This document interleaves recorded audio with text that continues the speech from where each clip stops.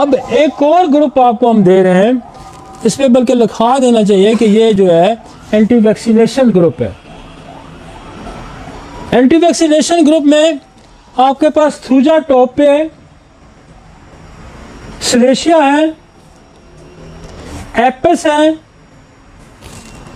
वैक्सीनम है, ब्लैंड्रीनम है, लीडम है। आपको हैरत होगी कि लीडम भी क्यों है।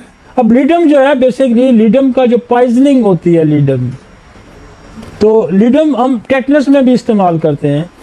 तो जब आपको वैक्सीन लगती है ना, वैक्सीन तो वो स्टिंग होता है एक किस्म का, उसके जरिए पॉइजन चला गया ना बॉडी के अंदर।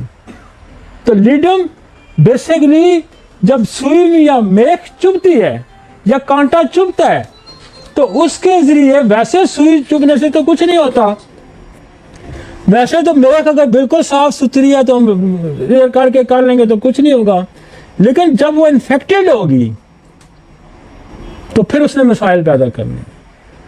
लिहाजा इसमें लीडम के puncture wound as anti vaccination भी है। इसकी सोच को आपको समझ आ गई होगी कि जो मैं कहना चाह रहा हूं कि बेसिकली वैक्सीन भी एक किस्म की पॉइजनिंग है ना,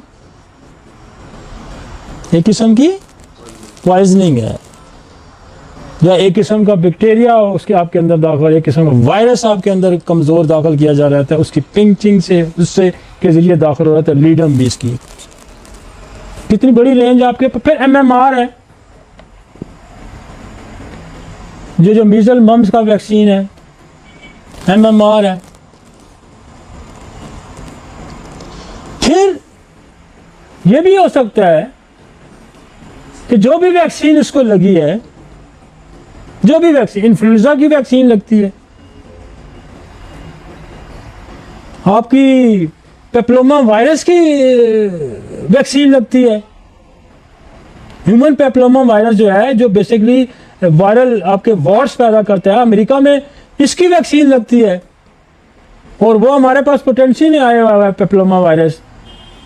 और जो मैक्सिमम जो सर्विक्स के कैंसर अमेरिका में या बाहर यूरोप में हो रहे हैं, वो कहते हैं इसकी एक बड़ी रीज़न जो है वो पेप्लोमा वायरस है। देखते हैं पेप्लोमा वायरस है। तो हमारी प्रैक्टिस जो है वो इसकी वजह ये है कि लोग कहते हैं ये 1 मिनट में 2 मिनट में मरीज देखने की वजह क्या है, ये सारी चीज़ें हमारे ट्रिप्स पे हैं भाई। आप एक दवाई किसी की एकोनाइट निकाल लेते हैं, आप किसी की आर्सेनिक निकाल लेते हैं, आप किसी की फास्फोरस निकाल लेते हैं, चले रेपर्टाइज कर लें, आपने सिम्टोमोलॉजी आपको उसको रेपर्टाइज कर लिया, जब तक वो 100 में से 10 मरीज ठीक करेगी, वो 100 में से 10 मरीज ठीक करेगी। और जो मैं मैथमेटिक थ्योरी दे रहा हूं,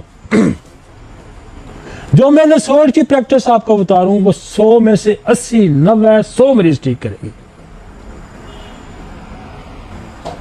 वो आपका एकदम मरीजों का रेशो उठा के बढ़ा देगी।